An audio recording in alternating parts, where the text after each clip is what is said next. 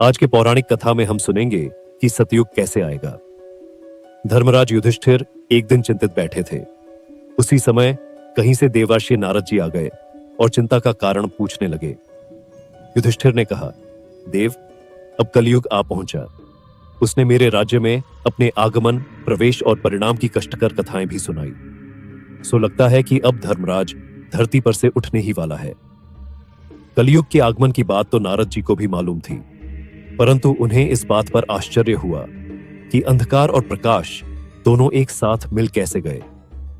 कलयुग और धर्मराज में प्रत्यक्ष भेंट हो सकना भला कैसे संभव हो सकता है।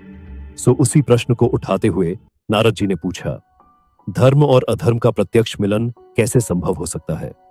घटना किस प्रकार घटी? हे पांडुपुत्र, विस्तार से यह सब विवरण सुनाइए। देवर्षि को उच्च आसन पर बैठाकर युधिष्ठिर ने वह प्रसंग बताना आरंभ किया। युधिष्ठिर ने कहा, भगवान, एक दिन एक व्यापारी आया। पास अद्भुत घोड़ा था। अर्जुन, भीम, नकुल और सहदेव उधर से आए तो घोड़े को देखकर मुग्ध हो गए और मन चाहा मोल देकर उसे बेच देने का आग्रह करने लगे। व्यापारी ने कहा, धन की आपके यहां भी कमी नहीं और मैं भी कोई कंगाल नहीं हूं। घोड़ा बेचना तो है, पर उसे धनी के हाथों नहीं, बुद्धिमान के हाथों बेचना है।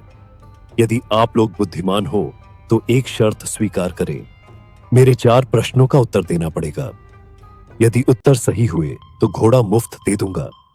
यदि उत्तर न दिए जा सके या गलत हुए तो मेरी खींची धर्म रेखा के भीतर आप लोगों को तब तक कैद रहना पड़ेगा जब तक कि कोई आकर सही उत्तर न दे। युधिष्ठिर ने कहा, देवर्ष, मेरे चारों भाइयों ने शर्त मान ली।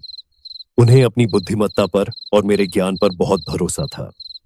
सो मुफ्त में बहुमूल्य घोड़ा पाने का लोभ वे संवरण न कर सके और शर्त में बंधकर प्रश्न के लिए कहने लगे।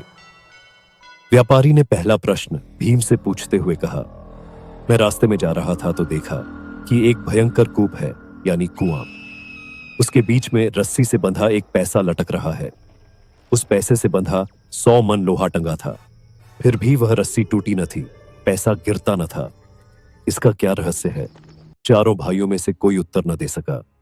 तो शर्त के अनुसार भीम को धर्म रेखा के भीतर कैद होने के लिए जाना पड़ा। इसके बाद व्यापारी ने दूसरा प्रश्न पूछा।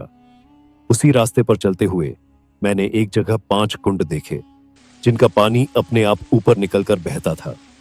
4 कोनों के कुंड जब खाली हो जाते थे तो बीच का कुंड उन्हें भर देता था, पर जब बीच का खाली होता तो चारों मिलकर भी उसे भर नहीं पाते थे और वह सूखा हुआ खाली ही पड़ा रहता था।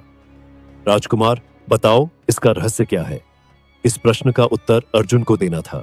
वह तो क्या, शेष भाई भी मिलकर कुछ समाधान न कर सके। तब शर्त के अनुसार अर्जुन को भी धर्म रेखा में कैद होना पड़ा।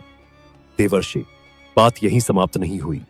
व्यापारी ने और भी 2 प्रश्न पूछे। पहला, उसी रास्ते एक जगह प्रौढ़ गाय यानी बूढ़ी गाय अपनी छोटी बछिया का दूध पीती पाई गई। और दूसरा प्रश्न, उसी यात्रा में विचित्र पशु देखा जो मुंह से बुरे बुरे शब्द का उच्चारण करता था और मलद्वार से घास खाता था। इन दोनों दृश्यों का रहस्य बताओ। नकुल व सहदेव ने इस पहेली को सुलझाने का बहुत प्रयत्न किया, पर उन्हें भी कुछ नहीं सूझा। सो प्रश्न बिना उत्तर के ही रह गए और नकुल तथा सहदेव को भी धर्म रेखा के भीतर कैद होना पड़ा। सेवकों ने समाचार मुझे दिया। अद्भुत घोड़ा, विचित्र प्रश्न, मुफ्त में खरीद की शर्त, धर्म रेखा में कैद, ये सभी बातें मुझे बहुत अटपटी लगी। सो हे देवर्षि, मैं स्वयं उठकर द्वार पर पहुंचा और सारा घटनाक्रम देखकर चकित रह गया। फिर भी भाइयों को छुड़ाना आवश्यक ही था। सो मैंने साहस करके व्यापारी की पूछी गई पहेलियों के उत्तर देने आरंभ कर दिए। मैंने पहले प्रश्न का उत्तर देते हुए कहा कि धूर्त लोग एक पैसा दान करके 100 मन यश लूटने का प्रयत्न करते हैं। 100 मन पाप को एक पैसे भर पुण्य के सहारे लटकाए रखना चाहते हैं। सो वह पतली रस्सी कुछ समय अधर में टंगी भले ही रहे, एक दिन वह सारी विडंबना कुएं के गर्त में गिरेगी और सारा खेल खत्म हो जाएगा। दूसरे प्रश्न का जवाब देते हुए मैंने कहा, बीच का कुआं पिता है और चारों कोनों के कुएं पुत्र। अकेला पिता कर्तव्य धर्म को स्मरण रखकर चारों पुत्रों का पालन पोषण करता है, पर स्वार्थी पुत्र अपने वृद्ध पिता की सेवा मिलकर भी नहीं कर पाते। और वृद्ध अभिभावक दुखी, दयनीय स्थिति में शुष्क और नीरस जीवन बिताते हैं। तीसरे प्रश्न का उत्तर देते हुए मैंने कहा कि पिता माता गौ है और संतान उनकी बछिया। कितने ही पिता अपने लड़के बेचकर विवाह रचाते हैं और दहेज धन कमाते हैं। इसी प्रकार कई ऐसे भी होते हैं जो लड़की को वृद्धों के हाथ बेचकर संपन्न बनते हैं। यही गाय द्वारा बछिया का दूध पिया जाना है। चौथे प्रश्न का उत्तर देते हुए मैंने कहा कि वह विचित्र जंतु था, साहित्यकार या कलाकार, जो अपनी कृतियों द्वारा लोगों में दुर्बुद्धि उत्पन्न करता है और ऐसी कमाई खाता है जो मल द्वार से खाने के समान घृणित है। चारों ही प्रश्न पहेलियों का रहस्य उद्घाटन सही हो गया। सो शर्त के अनुसार व्यापारी को धर्म रेखा के बंधन से भीम, अर्जुन, नकुल और सहदेव को मुक्त करने पड़े और एक अद्भुत घोड़ा भी मुफ्त देना पड़ा।